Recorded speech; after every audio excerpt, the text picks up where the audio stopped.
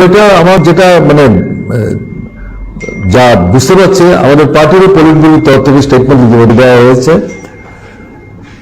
ওখানে হিন্দুত্বের যে স্লোগানটাকে সামনে রেখে গোটা ভারতবর্ষের মধ্যে তারা হিন্দু রাষ্ট্র কায়েম করার লক্ষ্য নিয়ে এগোবার চেষ্টা করছে।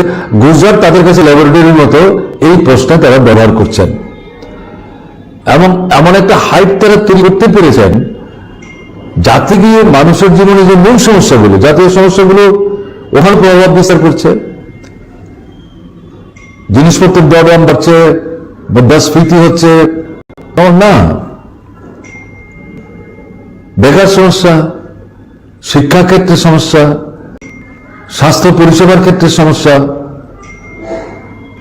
এই যে বিষয়গুলো গুজরাটের নির্বাচকদের দৃষ্টিটাকে এগুলো থেকে ঘুরিয়ে দিতে সক্ষম হয়েছে। আর ওখানে বিরোধী দলের ভোটের মধ্যে বিভাজন হয়েছে, সব মিলিয়ে এই সুযোগটা বিজেপি নেওয়ার চেষ্টা করেছে। এবং এখানে গুজরাটের নির্বাচন ঘোষণার পর প্রধানমন্ত্রী একা 30-এর বেশি জনসভায় তিনি ব্যক্তিগতভাবে অংশগ্রহণ করেছেন,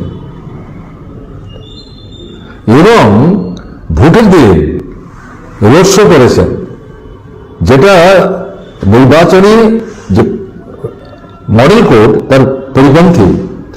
কোথায় নির্বাচন কমিশন? যে অভিযোগগুলি বিরোধীদের তরফ থেকে 7 দিন 8 দিন আগে থেকে তারা করে আসছিলেন, এগুলো কোনো গুরুত্বই পায় না।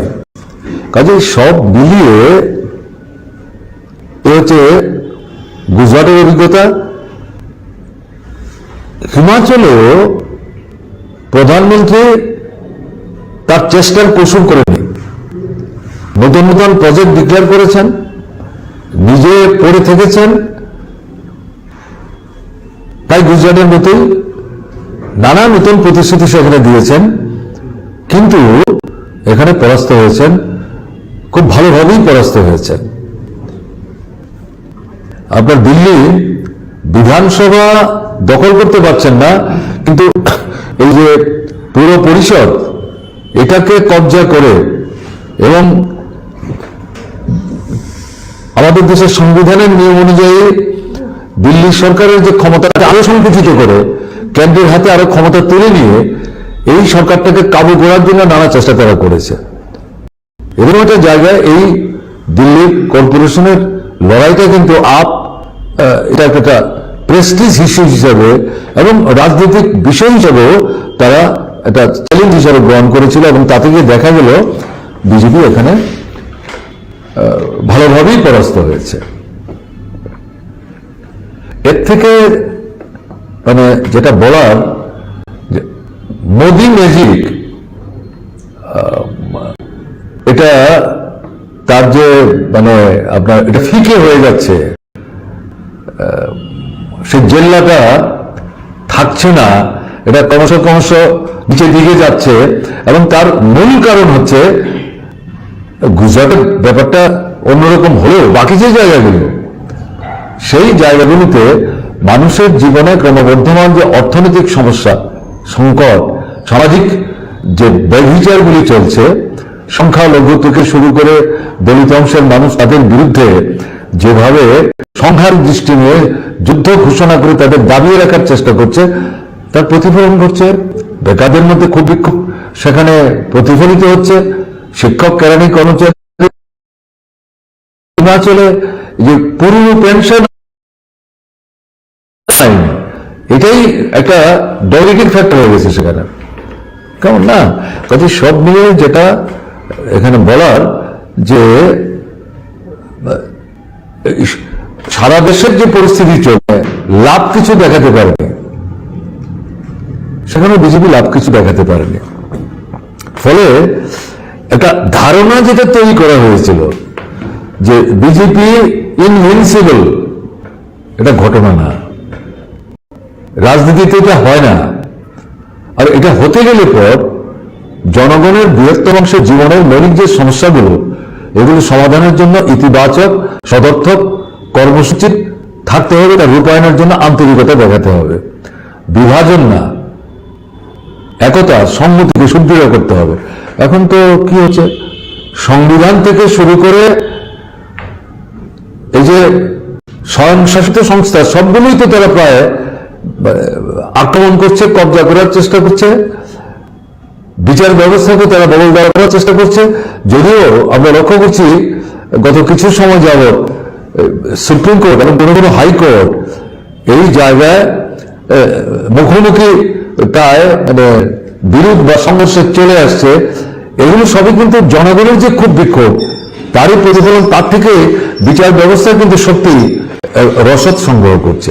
সবগুলো বলা যাবে যে মানে এর মধ্যে জনগণ যে লড়াইটা করছে এই সরকারটার বিরুদ্ধে বিভিন্ন দিক থেকে, এই লড়াইটা কিন্তু তার থেকে মদত পাওয়ার মতো রসদ কিন্তু এখান থেকে সংগ্রহ করতে পারবে। কিন্তু অন্য আরেকটা দিক থেকে বলবো, বিভাজনের যে রাজনীতি নিয়ে বিজেপি চেষ্টা করছে, গুজরাটে যেটা করে তারা মানে দখল রাখতে পারলো সরকারটা, এটা সম্পর্কে তো সারা দেশের মানুষকে, বিশেষ করে বিভিন্ন রাজনৈতিক দলকে সচেতন থাকতে হবে।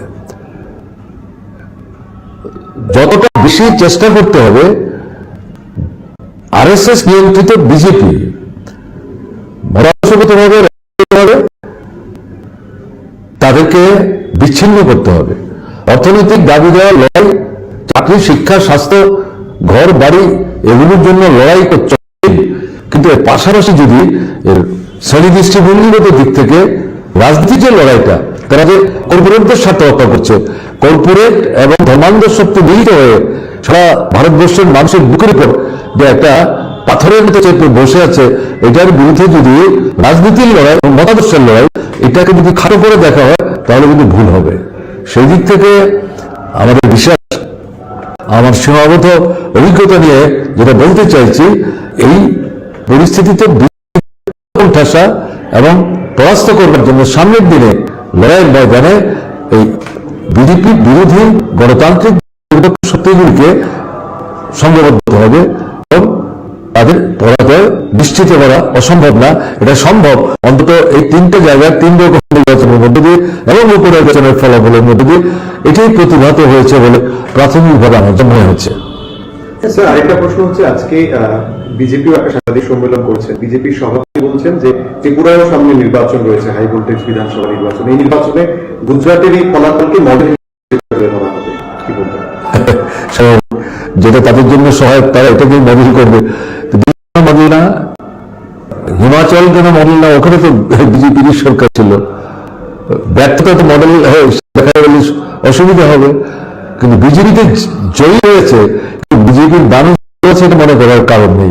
আমি তো উল্লেখ করার চেষ্টা করলাম, মূল বিষয়গুলো নিয়ে মানুষ যাতে প্রশ্ন করবার মতো ফুরসতি না পায়, তাকে এই ধর্মান্ধ দৃষ্টি আপনার ধর্মের ভিত্তিতে বিভাজনের একটা ঢেউ খেলি দিয়ে মানুষকে একটা দিকে তারা কড়া করার চেষ্টা করছে। ত্রিপুরায় এই জিনিস করে সুবিধা করতে পারবে যদি বিজেপি মনে করে, তাহলে তারা ভুল করবে।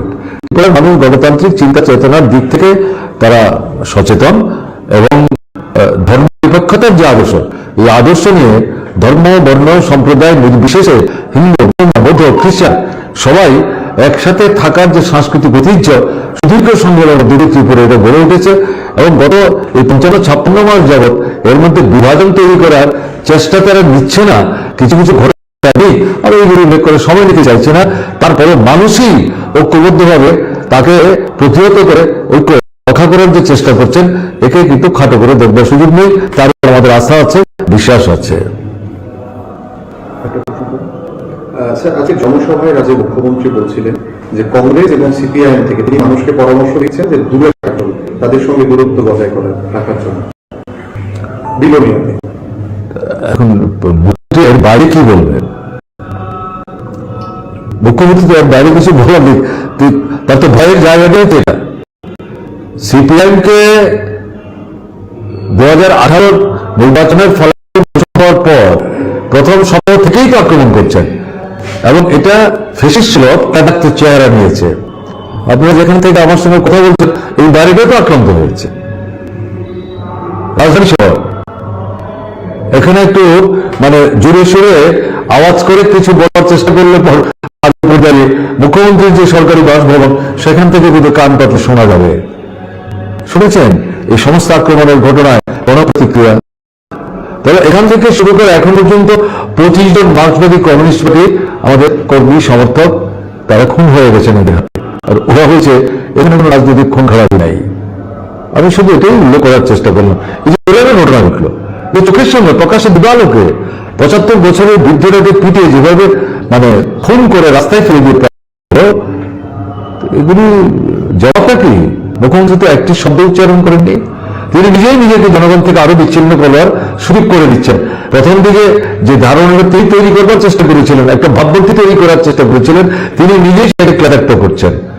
যাই হোক, এটা তার অবস্থান থেকে তিনি বিচ্ছিন্ন হবেন। তো সিপিআইএম থেকে দূরে রাখার কথা তাকে বলতে হবে, এছাড়া তার সঙ্গে কোনো রাস্তা নেই। কিন্তু পারবেন না তো জনগণকে সিপিআইএম থেকে দূরে রাখতে, কারণ জনগণের সাথে সিপিআইএম এর সম্পর্কটা নিবিড়, জল মাছের যে সম্পর্ক এরকম। এই সম্পর্ক নষ্ট করার জন্য তো ফেসিস ছিল আক্রমণ। বাছাই করে আমাদের কর্মীদের ধরে ধরে, বিশেষ করে গ্রোয়িং ইয়ংগার সেকশন যারা, তাদেরকে তো সব চুষি তারা আক্রমণে বিরুদ্ধে পরিণত করেছিল। পারছে না। কংগ্রেস থেকে দূরে থাকতে বলছে, কারণ গত 18 নির্বাচনে ভোটটা কমে 40-41 থেকে এটা 2.5 ভাগে চলে এসেছিল। আর যে ভোটটা কংগ্রেসের গেল, এটা তো আমাদের দিকে আসে, সবটা বিজেপি পেয়েছে। এখন যারা বিজেপিকে কংগ্রেস থেকে দিয়ে তৃণমূল থেকে গিয়ে সেদিন সাহায্য করেছিল, সরকার তৈরি করার ক্ষেত্রে একটা খাদ্য প্রস্তুত করে দিয়েছিল, তাদেরও অভিজ্ঞতা এখন সম্বিত ফিরছে। তারা বুঝতে পেরেছেন ভুল হয়ে গেছে। অভিজ্ঞতা তো মানুষের জীবনের শ্রেষ্ঠ শিক্ষক। বেরিয়ে এসছেন, অসম্মানিত বোধ করেছেন, তাদের গুরুত্বই দেওয়ার চেষ্টা করবেন। তারা অনেকেই তাদের যে পূর্ব রাজনৈতিক দল ফিরে এসছেন এবং মানুষকে নূতন করে সংগঠিত করার চেষ্টা করছেন। যারা ভোট দিয়েছিল বিজেপিকে, তাদের একটা ভালো অংশ ছেড়ে তারা সেই দলে ফিরে আসছেন, অথবা তাদের একটা অংশ আমাদের দিকে আসছেন। বিজেপি এছাড়া কি বলবেন? ট্রাইবেল ভোটই তো তাদের কমে গেছে। আইপিপি যে ভোটটা পেতে বিজেপিকে ট্রাইবেল ভোট পেতে সাহায্য করলো, সে আইপিপি তো এখন শূন্য হয়ে গেছে। তার বড় অংশ চলে গেল ত্রিপুরাতে, কেমন না? কাজেই তার তো খুবই সংকট তৈরি হয়েছে। কাজে মুশকিল আসান হিসাবে এই বক্তব্য রাখা দ্বারা তার বিকল্প নয়।